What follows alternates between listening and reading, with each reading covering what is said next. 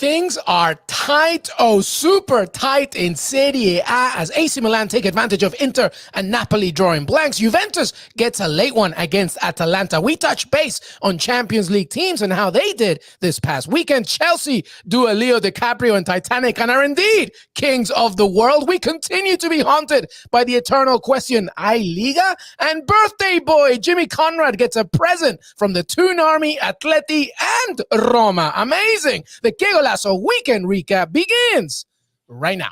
Hey everybody, welcome to Qué Golazo. Thank you so much for being part of the family. Qué Golazo pod on Twitter, youtube.com/Qué Golazo. Happy Super Bowl day if you're watching indeed. I'm sure you're getting ready with your Super Bowl party. Jimmy Conrad, birthday boy, how are you? I'm doing great. Thank you for the birthday wishes, everybody. The kindness that I've received from social media platforms and from you, Luis and Heath and everybody. I haven't heard anything from producer Des, so maybe soon. I'm just kidding, Des. No, it's been fantastic, and I really appreciate all the love. It's been nothing short of incredible. Heath Pierce, I'm sure you sent him a message, right?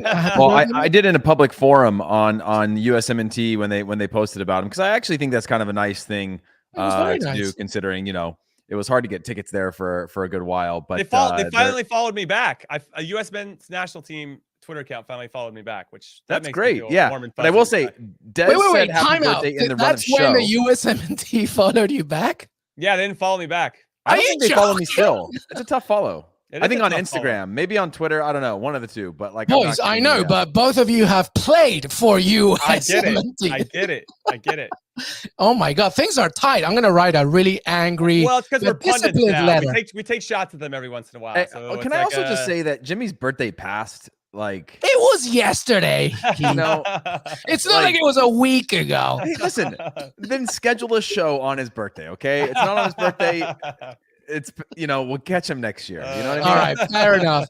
The birthday has gone, and we move over to the other birthdays, Heath's and mine, and we'll talk about it later as well. But welcome everybody to the Qué Golazo weekend recap. Happy Super Bowl day. Thank you so much for being part of the family. As I mentioned, Qué Golazo pod on Twitter and youtube.com. Hey, help us get to 10,000 subscribers. We're getting very close. And if you have a question about anything, please ask today. Get involved. Share a comment for Heath, Jimmy, and yours truly. Let's begin. Serie A, part of Paramount Plus's family, of course. It is a tight race. Atalanta were on their way of winning against Juventus 1-0, and then Juventus had other plans. That's 1-0. Milan beat Sampdoria, and the new league leaders, by the way, because they take advantage of Napoli and Inter drawing. And let's get those results or the table, Des Norris, up on the screen as we discuss. Heath Pierce, let's begin with you. AC Milan. I thought they were going to win this thing at the beginning of the season. I think you too as well. What say you? Do they have a chance? I mean, I definitely think they have a chance. I think there's a new instilled confidence, you know, in these last few weeks. You can just see a different belief system, and they're winning in a number of different ways. Obviously, this one, Rafael Leao, who's been on a blinder, and again, I've forgotten the stats. I think it's 5 goals, 3 assists in the last 8 games that producer Des shared over with me. But they've been good. You know, they beat Inter, they battered Lazio in the cup, they drew with Juve. And now to get be able to score early and figure out ways to stay in games and to win games that are going to be a little bit tight, granted against the Sampdoria side, I think it's huge. And obviously they've got Inter coming up in the cup semis, and that's going to be big for them. But when I look at just the run of the season, Napoli are going to be big competitors, obviously, but Inter have just got a really difficult calendar, and obviously that could change quickly if they go out of Europe in this next round. But AC Milan seem primed in terms of the schedule that they have left, who they have to play, who they have in these next games to be able to consistently kind of keep up the pace, if not maybe go on the front end of the pace. But there's just definitely been a little bit of a change of attitude, of mentality. These are the kinds of games that maybe if they score early, and I know Jimmy talks about this a lot, and maybe, hey, you score early, now you go, what do we do now? We've got to defend for 80 plus minutes. But now their mentality seems to be on the positive that, like, hey, we're up 1-0. Let's hold on to this lead for the next 83 plus minutes. And I think that's been a little bit of a shift. So they've certainly got a chance. And I continue to think that you know, I said AC Milan early on too, and started to doubt that, but I do believe that there's a new instilled confidence that they can pull this off. Yeah, I'm cautiously optimistic for my Milan friends out there that support the club. because there is enough of what Heath is saying for them to go on a run. They don't have any more European competition. They have the Milan derby over 2 legs in the Coppa Italia semifinals, as he mentioned. They don't play Juventus throughout the rest of the season. They will have Napoli away, which will be a difficult one and could prove to be quite vital. And they can win that. And they lost to Napoli in the first time around, I think, just before the end of the year. You're right, 100%. And you know what I like about them is that they can change their front line. They have enough players, enough options where maybe they didn't before. They'd have to rely heavily on one particular player or just on set pieces or a certain style. But now they can hit you with layout. All right, if he's not working, well, Giroud and Zlatan, your 2 older guys up top, can maybe save the day. You got Junior Messias, who's come from nowhere. Brahim Diaz has been a revelation. Sandro Tonali, I think, is also underrated in this whole thing. Last year, he looked a little bit unsure of himself. This year, I feel like he's really locked down the spot. Losing Simon Kjaer in the back, I think, hurt them a lot. But Romagnoli's really now stepped up and started to get a little bit more consistent with Tomori next to him. And I really think, and we could say this probably about a lot of teams as we hit the stretch run and all over in all the leagues, you're only going to be as good as you're defending.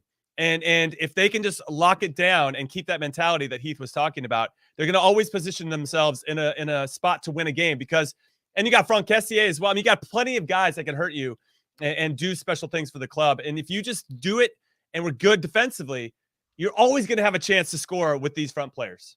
Yeah, and the key thing, as you mentioned, Jimmy, is no Europe for them, which, as Inter proved last season, it can be a good thing. Thank you for everybody watching, especially our loyal watchers, Ilias, Natalie, Michael. Thank you so much for being part of the family. Hey, listen, hit us up with any questions or comments. We'll show them up, even if Jimmy, Heath, or I can't read them, but we will show to put them up on the screen. If you say anything bad about Aston Villa, I will make sure that you leave. I agree with you. We were horrible. We will talk about that later on. But let's focus a little bit more on Serie A because Juventus, it looked, Heath Piers, that it was done, but Atalanta, with that 1-0, but Danilo got that stoppage time, equalizer, which secures the fact that they stay fourth. That's massive.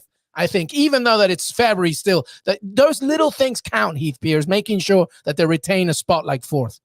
Yeah, it's one of those things where you look at it and you look at the form that Juventus are in and the quest that they're on, and you go, oh, they should have gotten 3 points. We talked about this in the preview of saying, okay, you're playing against an Atalanta side. And Jimmy mentioned it in the preview of like, if Atalanta was playing away, sure, they win this game, but they're playing at home. But you could see Atalanta have some really home form for some decent stretches there. I thought Juventus started the game well. Then it went into Atalanta's hands. Second half, same thing, kind of went back and forth. And to be able to pull that off, especially given that the game or the context of the game was that they were down going into the closing moments, to be able to scrap that out, sometimes you just got to celebrate those types of moments, knowing that 3 points would have been great, Jimmy. And but ultimately, they fall short of the 3 points. But I mean, you can steal a point knowing that a team's got it in the hand. It feels like a win at times, right? And still momentum forward, at least in my opinion. No, it's interesting. And we're getting a shout here from George saying, I don't know why people are picking Juve to win the league. They're still pretty far off of it, but there's something about this team that I think can't be denied. And if you look at the fact that they added a Vlahovic and a Zakaria to their team, they just got stronger in areas where they needed to get stronger. And yes, when I look at the table, what are they, 7 points off the top? They can make that up quite quickly because they're 9 points off the top. And they can still chip away. And I wouldn't rule them out completely. Now, I had Juve, I think, winning the league, which now I feel ridiculous even saying that because I thought Ronaldo was going to go out in a blaze of glory, and I had all these reasons why, and now I look like a goddamn idiot. But I didn't know what Simone Inzaghi was going to do with Inter Milan, and I think Inter has shown very, very well underneath them. But with regard to Juve, they haven't lost in the league since November 30th, and that was to Atalanta at home, 1-0. And I feel like there's just a different type of belief in the team right now. And if they could just go on that run, because these other teams are going to drop some points, I think we could see them hanging around with a couple games left to go. And then based on their experience, especially with their core players, you can't sleep on guys that know how to win championships. Heath and Jimmy at the same time, let's just focus on this, this table: Milan, Inter, Napoli, Juventus, Atalanta. Do you see any major shifts, especially as the Champions League comes back? Jimmy, I'll draw back to you, and then Heath, you add. This is tough. I know Inter's got 2 tough matches against Liverpool, but they do have depth, and they have seen guys like Alexis Sanchez pull some magic out of their butts when you thought, the guy's probably washed, but they have figured out ways to have success. And Dzeko was secondhand goods now for Roma, and now look at this guy. I mean, he's just banging in the goals and scored a big one against Napoli this past weekend. Very well taken to get them even with points when they had a terrible first half, but a great second half. So they're another team that I think has some depth, has some options. That depth is going to be tested, to your point, LME, as they take on Liverpool. If you get knocked out at this point, the first time in the knockout rounds in 10 years, I don't think anybody's going to blame them or be mad or disappointed. I guess it depends on how they lose. But if they get knocked out, it's just going to allow them to refocus on Serie A. I still think Inter are the team that probably has what it takes to win, but I don't know. I guess I could. It's so wide open. This is my favorite league to watch in all of Europe right now.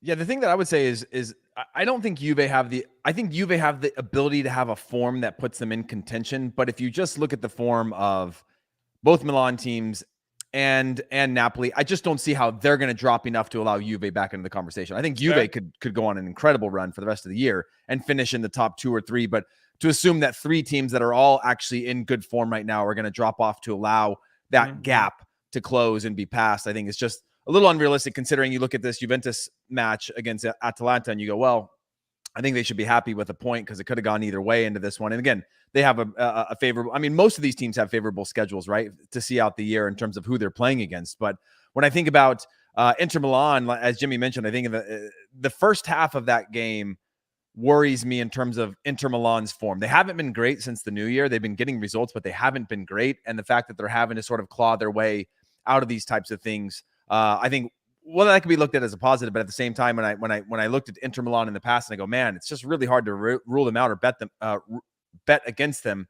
I see AC Milan with a different type of tone or attitude, almost like they're trending upwards. And Inter Milan, even though they're getting results, haven't been great in terms of their actual performances, the way in which they're getting results, a little bit trending downward. And so, it was a full strength Inter Milan side playing against a full strength Napoli side, and I thought that Napoli again showed more. Obviously, full strength being that they had Koulibaly back, they had Osimhen back, which is a huge difference than I think the rotating cast of characters that Inter Milan have in terms of depth. But yeah, I'm a bit worried about Inter Milan just in general in terms of their quote unquote form and needing to rely on that form to be able to get results for the rest of the year. So I could see them dropping off a little bit, but I don't see Juventus being able to make their way. And you got to add their Champions League fixture, the fact that they got to play Milan in the Cup. It's gonna be tough. Yeah, for sure. Yeah, no, it's gonna be tough, and we probably should give some love to Napoli here too, because Luciano Spalletti, the manager, has done a tremendous job with them and giving them that belief that they possibly could do it. They had a hot start, then suffered some significant injuries to some key players. Koulibaly, as you mentioned, now he's back, and I thought he looked fantastic. Maybe the man of the match against Inter Milan.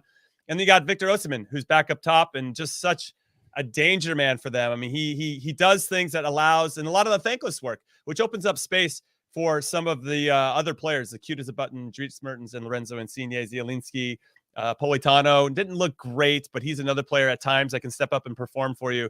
But Osimhen is just, he's all over the place. And if you have to dedicate more than one person to him, it's just going to create space for these other talented players to take advantage. And I think Napoli will be in the conversation as well. I think we can safely say that this league is probably going to come down to the last weekend, and that pumps me up.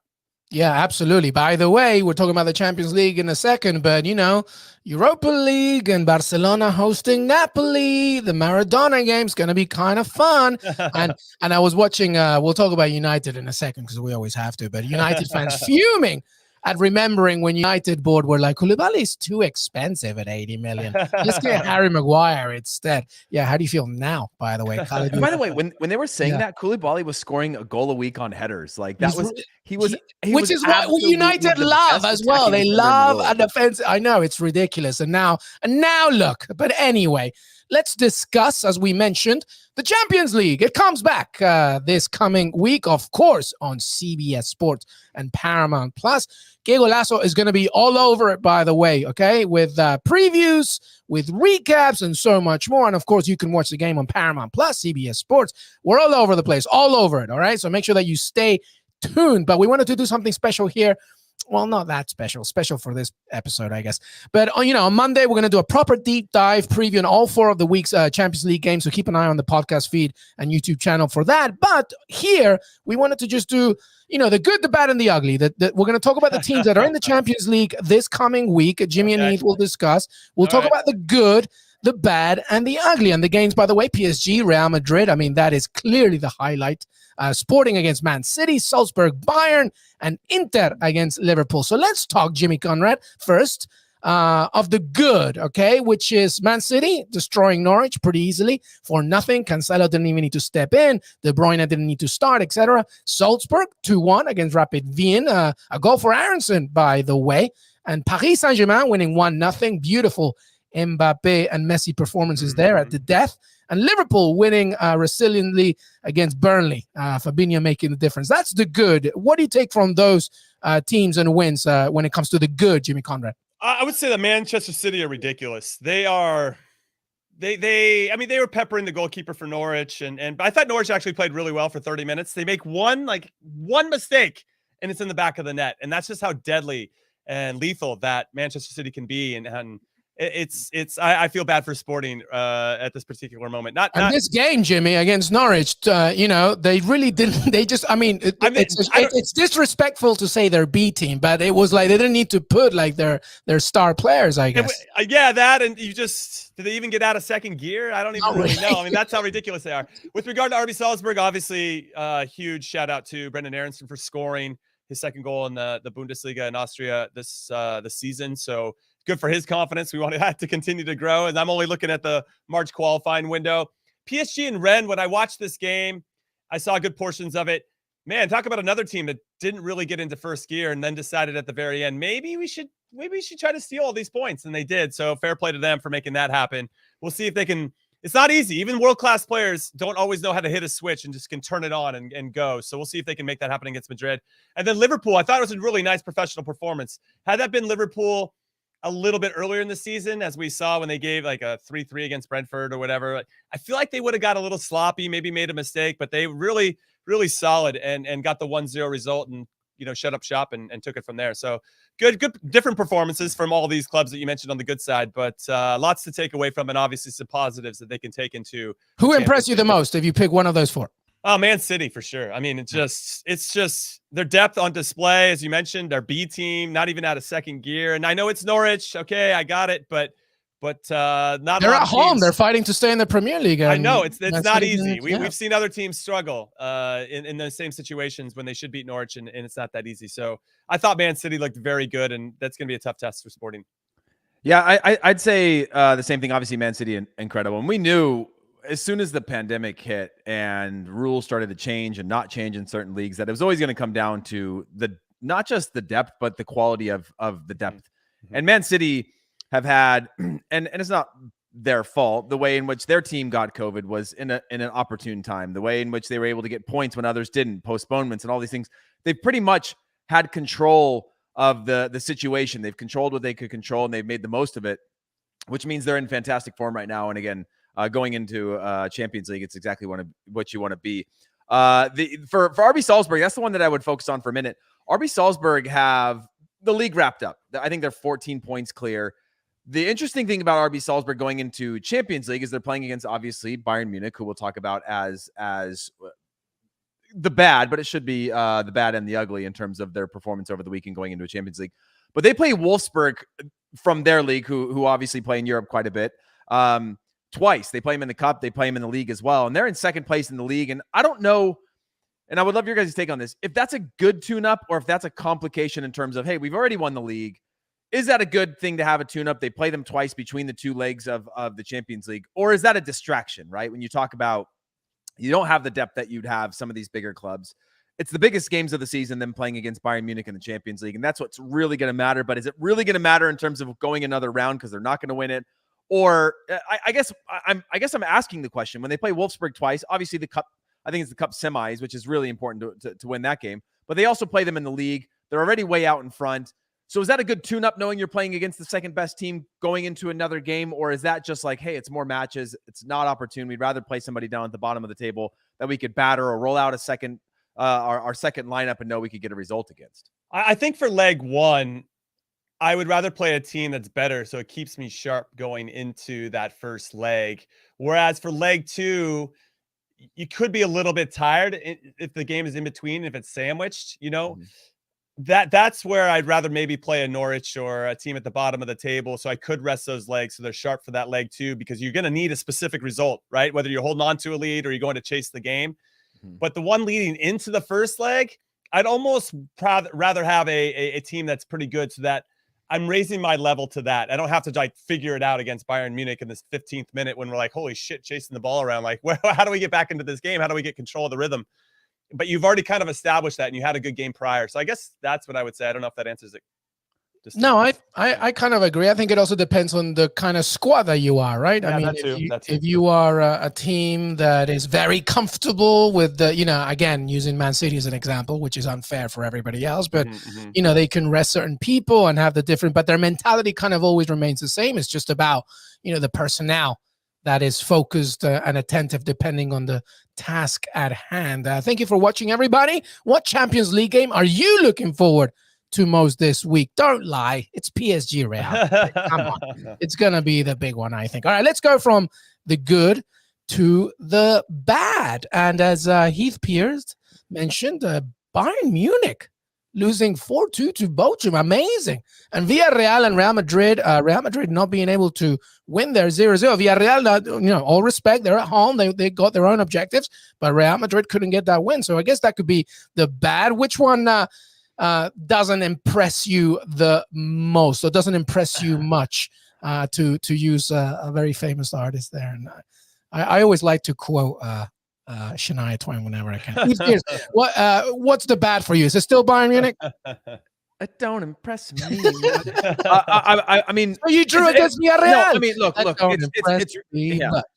it's Real Madrid. That's the most concerning for me, just because, again, I don't think Benzema played in this one, and you're going into a Champions League. You want to be able to get a result, as Jimmy mentioned, against a top team. I think contextually, this kind of answers your question, right? This kind of answers your question about the form and the second leg and facing who you fit. Real Madrid, this is exactly what they're doing. They're going to face PSG. They not a good result on the weekend. Benzema didn't play, So this is an interesting point. Go ahead. Yeah, and that's why, because when I look at the Bayern one, they're already way out in front in the league. They're not in real trouble. They beat Bochum 7-0, and I was thinking about this before. Of like, imagine sitting in the locker room, right? And they're like, guys, you got beat 7-0 the first time around. You're like, it's Bayern. We're out for revenge. Let's take their heads. And like everybody's sort of giggling in this idea of like, it's Bayern. We're not gonna beat Bayern. It's just not gonna happen. And then they go and they beat Bayern pretty convincingly, which I think is really impressive. But for Bayern, you almost seems like they read into their 7-0 win to start the season, when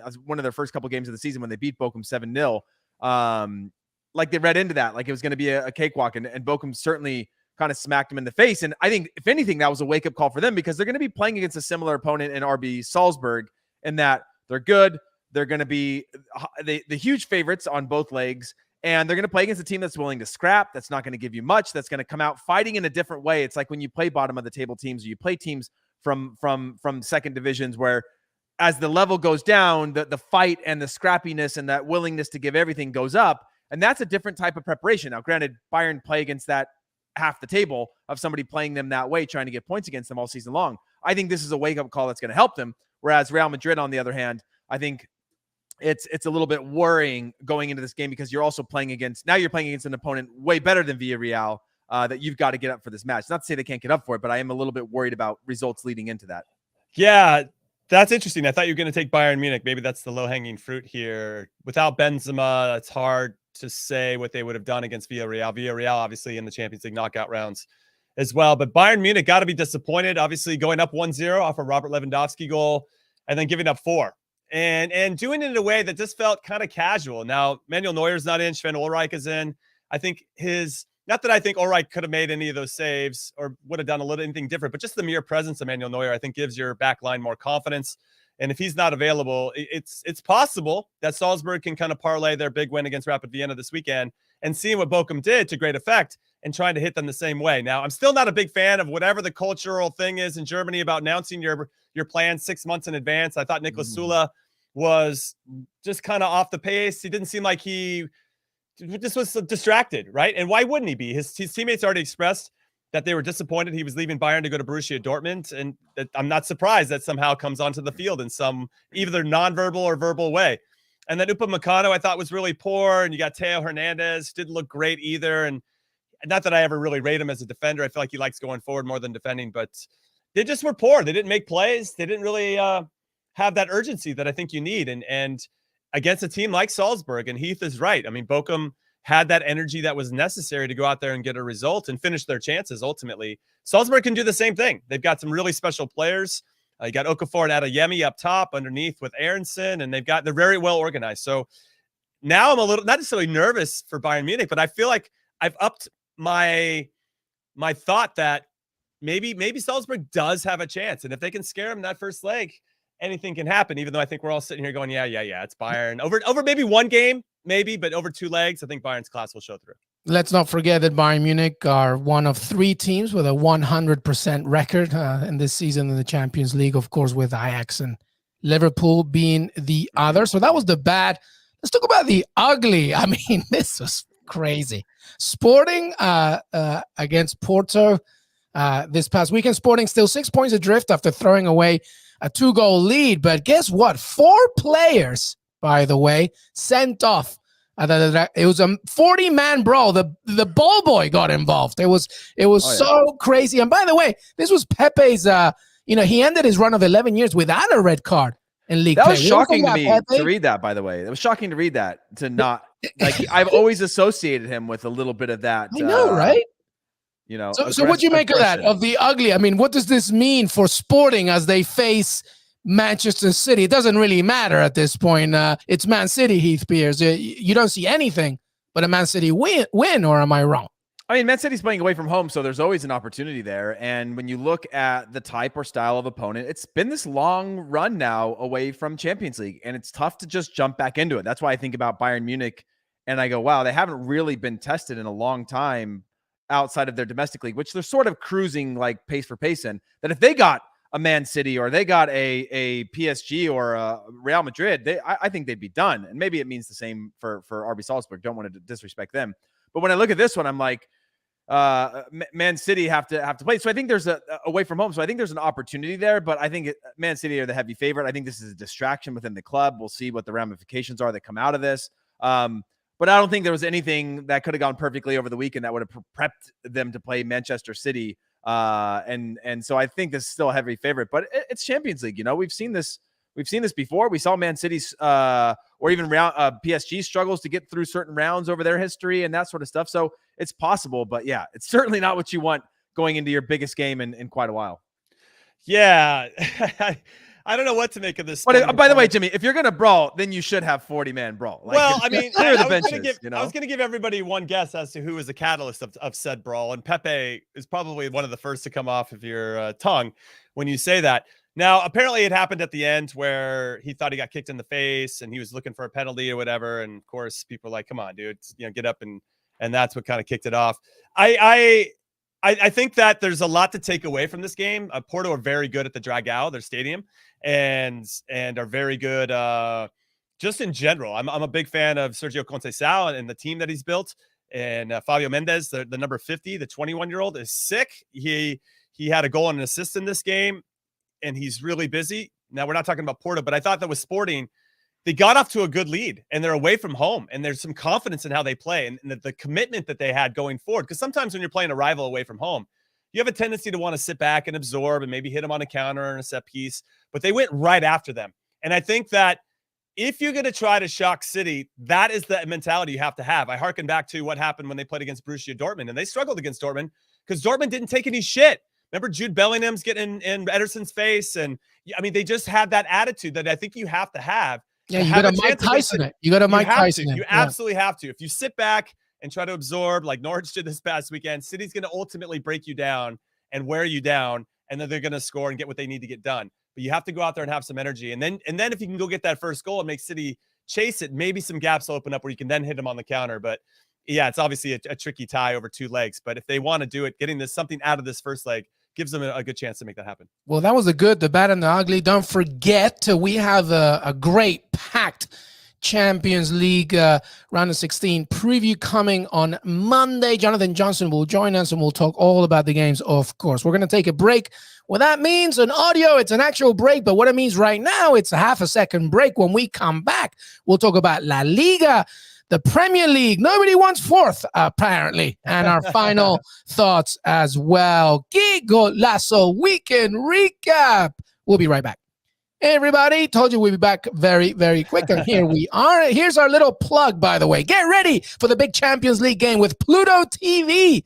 Pluto TV is your home for premier pre-game coverage. This is the first time I'm doing this read, so be quiet if I stumble. With Real Madrid TV, a free 24/7 channel dedicated to the beautiful game. Watch the match preview Champions League special on Valentine's Day. Whoever had Valentine's Day right after the Super Bowl is insane, by the way. And that's at 1 p.m., along with 1,000 and thousands of movies, TV shows, sports, news, comedy, and much more free on Pluto TV. Download the free Pluto TV app on your favorite streaming device and start watching today. Pluto TV, drop in, watch free. And that was it. All right, no more reads for me, please, Desmond. I don't want to keep going. All right, let's talk about La Liga. Oh, my goodness. Espanyol looked like they had a win here, Jimmy Conrad, but Barcelona, Luke de Jong, I think it went to 2-0. No, Des Norris, I'm reading. It's a big, big point for them. Jimmy Conrad, talk to me. Yeah, well, they got off to a great start. And Pedri, who is only 17 years old, scored the goal in the first, 2 or 3 minutes. I think he's probably one of their top 3 players, which is a scary proposition of how good he's going to be because he's only 17. And to what Heath said earlier, this Barcelona team is so fragile defensively. They score early and they're like, we got to hold on to this for 88 minutes? I don't know if we can do that. And true to form, they gave up 2 goals to make that happen. Eric Garcia, for me, I don't know where the hype is. I think he's overrated as a defender. I think Man City giving him away for free. I think they still won that, even though they got him off the books. And they're just like, you can have him. Yeah, oh yeah, he's good. He's good. Don't worry, he's good. You can have him. Man City's like, no, sorry, no giftsies, backsies. They got to sort that. Exactly. They got to sort that out. Their back line. They're not alone. There's a lot of back lines out around the world that need some help that could probably solve some of their problems. But Barcelona is definitely high up that list. And they're going to have to make some moves over the summer, I think, to strengthen and really go where Xavi wants to take them and maybe get back to what they once were. And that's probably still a few years away. But defensively, they got to figure it out. Ter Stegen didn't, shower himself with glory in this particular game. But yes, the player that you think, or at least I liken to Marwan Fellaini at Manchester United, is like, one of these things is not like the other. Like, he just doesn't fit the club. Luke de Jong is that for Barcelona. But the guy continues to score big goals for them. And that's another big one to earn the draw there in the 95th minute. Yeah, can I just point out that I'm on the live score right now because I missed the last. Pedri's 19. Sorry about that. Basically, the last 10 minutes of this game when we were starting our show, and in the 92nd minute, Gerard Piqué got his second yellow and sent off. Okay, and then and at the same time, Ribaldo got a yellow. The 93rd minute, 30 seconds later, Ribaldo was sent off with his second yellow, and then in the 96th minute, Luke de Jong scores and Morlanes gets sent off. There's 3 red cards in stoppage time in this game. Luke de Jong comes up as the hero from Adama Traore. But yeah, there is a fragility to them. And again, I think we had talked about this. Their first, or Xavi's first game, wasn't it against Espanyol? And Espanyol dominated that game as well. Like, they got out alive, Barcelona did, but Espanyol were the better side on the day. And in this one again, like, you can't underestimate the importance of these local rivalries and derbies. And the fragility of this team, obviously great, Serginho Dest back in the starting lineup, but never bodes well when your team gives up 2 goals. Not to say it's always anybody's fault if they're not directly involved in a play, but never a good look when you're trying to establish yourself, because that means your defensive line goes under the microscope, and then perhaps they start to watch how you spend your time over 90 minutes, even if you're not involved in the goals, and it kind of allows you for a chance to or gives a coach a chance to try something different, which isn't great. But yeah, overall, good game. Well, there is a narrative here, just like Juventus, where, the most important thing for Barcelona and Xavi is to get that Champions League spot. They are 4th with that. They do have a game in hand on Real Betis, who won as well, by the way. And what are the rest of those results or the table there, Des Norris in La Liga? Because as I mentioned in our intro, birthday boy Jimmy Conrad, Atletico, what a game, 4-3. I guess they woke up, but they are 5th still just because of that point with Barcelona. Some other results. Any takeaways, Jimmy Conrad? Anything else there from La Liga? Of course. Atletico Madrid. What? 4-3? What? That's not a Diego Simeone team. Yeah, like, it was crazy. Some good goals, too. Very good goals. Angel Correa, for me, still probably the MVP of this season. He's been clutch pretty much throughout, and I wish he played a little bit more. But the fact that we're giving up so many goals, I say we because I supported Atleti, but it's just disappointing how that season's playing out. I mean, that's a changing room full of champions. They are a team that won it last season, but they're not necessarily going out there and acting like it. Now, it's, as we all know, it's harder to replicate and to maintain that status than to actually go out and get it when nobody thinks that you can, right? Because there's less pressure.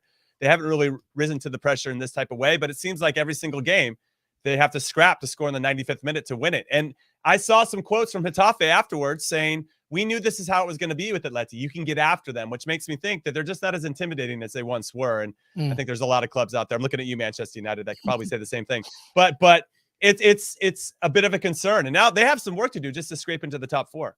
Yeah. But the other thing that I wanted to say about that, and Jimmy, correct me if I'm wrong, but I think I'm right on this. They won at the death also, right? Yes. Yeah, I think it was in stoppage time, and I think that's a theme that we're starting to see. We saw Juventus get a point at the death. We saw West Ham point at the, getting out of it at the death. We saw I think, what are the other two? Barcelona at the death, and then there was one other as well. Yeah. I mean, it's that time of year where schedules are stacked. Pandemic is starting to catch up. People are tired, and like you talked about, Jimmy, with regards to Atletico Madrid, it's a very difficult thing to repeat, and also the motivation, right? They talked about this. They talk about this a lot in the NBA when they have these stacked teams. That it's like, it's one thing when you fall short. It's another thing when you win it, where you just have to start all over again. You start from scratch, and it is a long way mentally to go week after week after week of peak performance and the ebbs and flows and the stresses that come along with that. And by the way, when you're looking at that top 4 of Barcelona, you've got Villarreal there still. You've got Sociedad. Yeah. You've got even Athletic Club de Bilbao as well. Yeah, it is very close, and there is a lot of swing in there. That at first I was like, yeah, Barcelona are trending upwards. They're doing great under Xavi, and then when you look at who's behind them, and that it's just simply a 3-game run of form or 9 points in a row, swings all of that and flips all of that upside down. It's a pretty scary thought if you're Barcelona fans looking at what you thought. Even, kind of just focusing on your form alone, you go, oh yeah, we're going to ride this out into a Champions League spot. But there's other teams in there that can do the same thing right now. Absolutely. That's why I said in the intro, Liga. Well, we will see as this keeps on trucking, by the way. And as you mentioned, Real Sociedad did get that win. So they're still around, even though they were much better earlier on. All right, let's leave Spain and let's go to the Premier League. Nobody wants 4th, as I mentioned. West Ham, Leicester, he touched on it. The hammer spared, blushes by Craig Dawson. But it stays 2-0 against the Leicester City that really needed some results, with Brendan Rodgers knowing that he's feeling the pressure. Antonio Conte on a 3-game losing streak. First time since he was an Atalanta manager, by the way. And up next, nothing but Man City away. So good luck with that. Manchester United 1, Southampton 1. You got to give it up to Ralph Hasenhüttl, by the way. Amazing. And we'll talk about, I want these boys' opinions about the Ted Lasso comments on Chris Armas. We'll get to that in a second. But yes, Newcastle, 3 wins on the bounce, Jimmy Conrad. Well done. Amazing. Aston Villa, we were horrific. But doesn't matter. 3 wins on the road, Jimmy Conrad. Well done. So any thoughts from the Premier League? Arsenal, of course, were meant to play Chelsea, but Chelsea are club World Cup champions, so they were a little busy. Jimmy Conrad, any thoughts from the Premier League?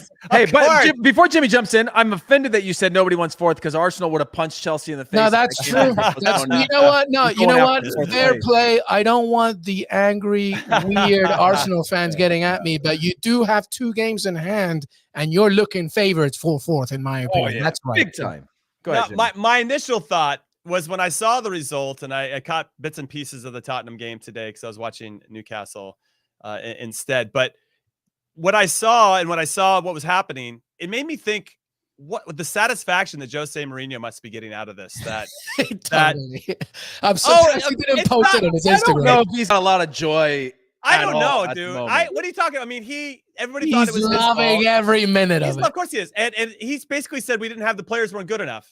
They drew Sassuolo, though, this weekend. So it's not like he's living on a high. No, he's not living on a high. But there's got to be some satisfaction of a like a jaded. Yeah, he's a jaded. Oh, Jimmy, 100% Jose Mourinho is looking at that result. Oh, of course. I told you it wasn't me. And so is Nuno Espirito Santo. We're like, see, it's not me. Yeah. It's not the tactics. These players are soft. They just don't know how to make plays. Yeah. He's in his locker room saying, he's in his locker room right now after a game of drawing Sassuolo, Jimmy, saying, hey, It could be worse. It could be worse. You could we be can Spurs. still manage your Spurs, boys. Let's get the drinks out. 100%.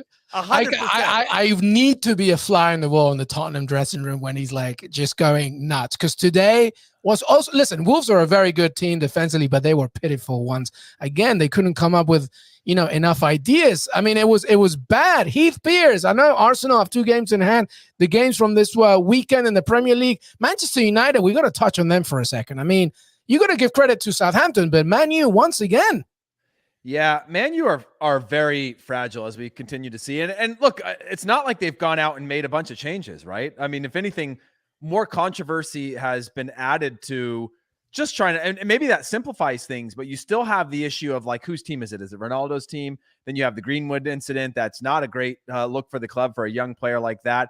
And then I think Jadon Sancho scored, which was that's a positive, right? Something to take out. It was a good goal. But yeah, they're just a mess. I mean, but the thing that that I took away from this weekend was West Ham, and the fact that we were upping Antonio so much, and Mikel Antonio's only scored 2 in his last 18 games across all competitions. But Bowen is rocking for this team right now, and now there's he's on my fantasy team. Oh, yeah, well done, Jimmy. Good pick. Should be called for England for the next friendlies, I think. He should. Absolutely. And there's legitimate shouts for that. He's got 9 assists on the season. I think he's got 7 goals in his last 8 games across all competitions. Granted, a couple of those are easier games, but no game is easy when you're trying to prove yourself. And I just think that that's a huge thing for West Ham when you think about the fact that if you took him out of that goal production, and it's a stupid argument to make, and Mikel Antonio is not in the form that he once was when he was breaking the record, and he was kind of the talk of the town. We had him top of our CONCACAF power rankings and all this stuff.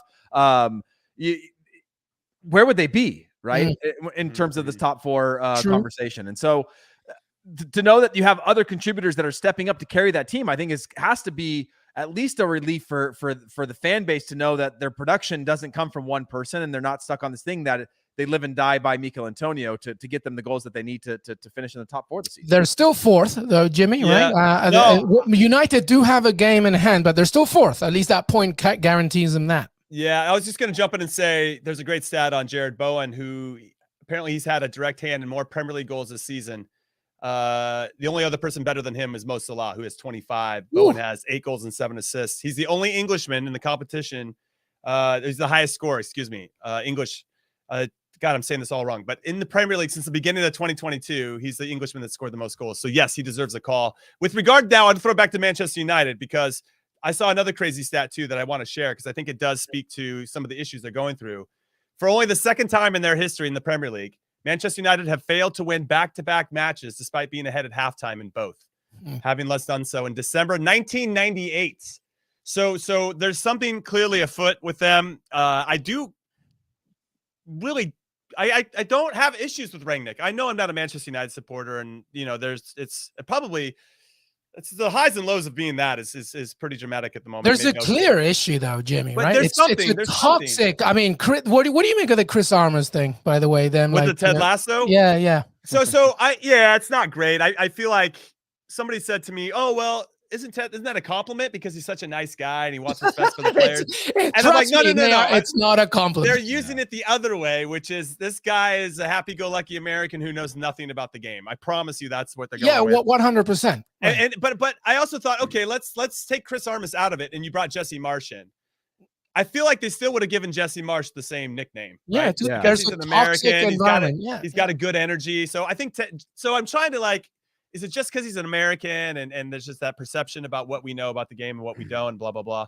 So I don't know, but I think the bigger point is that there's no respect of hierarchy in that club right now. Yeah, but don't you think that I feel like that's probably been called to, I'm guessing that they probably called Dane Murphy at Nottingham Forest, the same thing, that if the results were different, I would feel like people would still call him that. It would just be probably said in a different light. Now it's being used to drag him, right? Unless, of course, it's like Sir Alex Ferguson that's actually saying it. Anybody seen Ted Lasso around? I never saw, let's call him that. Yeah. No, but listen, there's a toxic situation right now. To your point, I mean, the other part of the article was that Ralph Rangnick gives him homework to do and all that, and they don't like it. Ronaldo doesn't look happy. I mean, there's a lot going on with Manchester United right now. right? I mean, that's the bigger essence. I mean, if you look at it, if you can extract the emotion out of their situation, you go, listen, we had plenty of chances to beat Middlesbrough in the FA Cup. We just didn't score them. We had plenty of chances to put Burnley away before they got back into the game, which both of the goals that they gave up in those 2 games was their first shot on goal for both opponents. You're like, okay, sweet. Now we got to be perfect in the back because our attack just isn't firing on all cylinders. Yeah. And then you got this Southampton game where, okay, maybe they didn't have as many chances, but they had enough to maybe, squeak something out. Plus, while this is all happening, you have Harry Maguire probably playing as bad as he has in the last few years. Luke Shaw hasn't been up for it. Ronaldo's going through a super slump, and he needs to do more abs or crunches to make himself feel better again, or whatever the hell he does. He's going through aging. He's going through that aging. That too. It's like, but Jadon Sancho's at least benefiting from it because he's been looking pretty good. What has been our argument this whole time, Jimmy? At the very beginning, like Ronaldo's introduction blinded Jadon Sancho's productivity, and now because Ronaldo's not, it's just tough. By the way, Natalie. A great comment, Natalie. They're just a bunch of Jamie Tarts. That's very good. And we've talked about it before. That's not only the coaching and the players, but their transfer policy. Like the players they brought in, do they necessarily work? It's just there's so much to unpack there with Manchester United. There is. All right. Well, listen. Let's finish off today with our final thoughts. It could be anything. I mean, we haven't even really talked about. Chelsea being kings of the world as they beat Palmeiras in the Club World Cup. Pulisic, any thoughts on that? How about Edward Mendy, by the way? Should he win Ballon d'Or? I mean, Champions League, AFCON, UEFA Super Cup, FIFA Best, the Club World Cup, African Best Goalkeeper of the Year. It's quite a lot. Final thoughts here, Heath Pierce. Yeah, I think he should, but, if he did, then what would happen to Lewandowski again? If they just he's like, I can't catch a break. Yeah, I mean, it's this Zlatan story, just like second best for 15 years of your life, which would suck. But my final thoughts are Spurs. I said I didn't like Emerson. He got dropped, and then they looked even worse. Put him back in the team, give him another shot. But after they play Man City, they actually have I think it was, let me see, Burnley, Leeds, and Everton. So that's a window for them to be able to kind of right the ship or wrong the ship.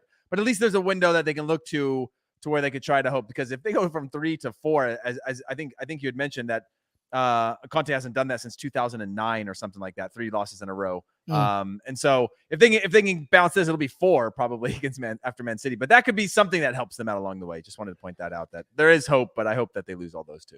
Jimmy? Yeah, I'm just going to jump in and for whatever you think about Roman Abramovich, when he bought the team at Chelsea, he wanted to make them one of the best clubs in the world, and he finally did it by winning the FIFA Club World Cup, because you can really then win the distinguished. You can't just say, oh, we won the Premier League, we won the Champions League, we're the best team in Europe.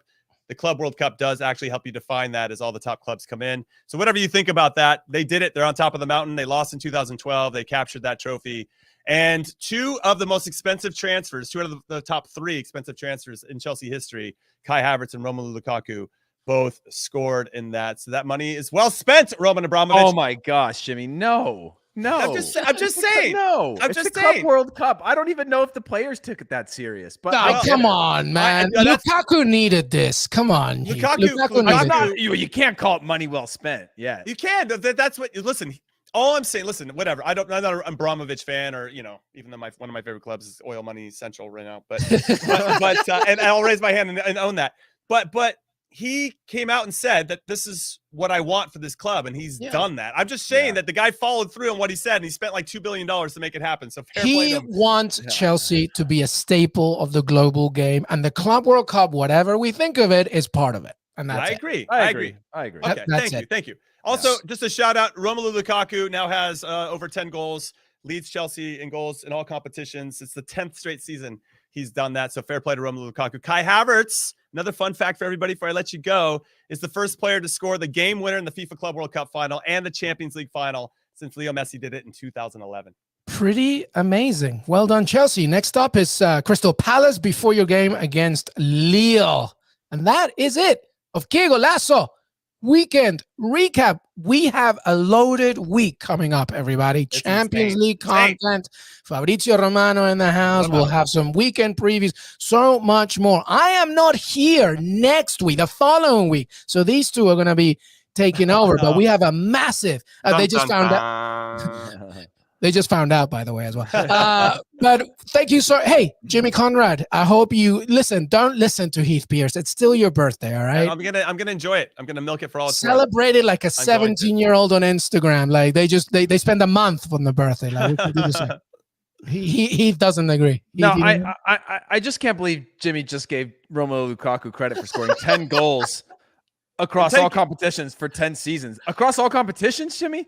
I mean, they played 10 goals and like, hey, you know what? I'm just I trying don't to care about that one goal. I'm talking about the 10 goals for Romelu Lukaku. I'm trying to be a positive force. I like Romelu Lukaku, I just want to give him some love. Listen, he scored in both the semi and the final, and I just think that whether I love him as a player. I said that. I thought too. It was the answer to everything at Chelsea. So did I. Clearly, he is. And so by the way, only 28 years old. Only 28. I know. He's got one more World Cup in him, I think, and it's this time around. None of us have any World Cups. Just trying to build confidence over here, Heath. Yeah, that's true. That's true. All right. Well, Heath Pierce, thank you so much for being here, buddy. Thanks, I guess. Jimmy, thank you, man. Happy birthday to me. Happy birthday to you, Jimmy. Thank you, everybody. Make sure to follow us on Twitter, Qué Golazo Pod. We're on YouTube, Spotify, Apple Podcasts, anywhere you listen to your pods. A massive week of action here at Qué Golazo. Make sure that you're with us throughout it all. Have a great Sunday night. Enjoy the Super Bowl, especially the halftime show. Let's get it, baby. Have a great night. See you next time.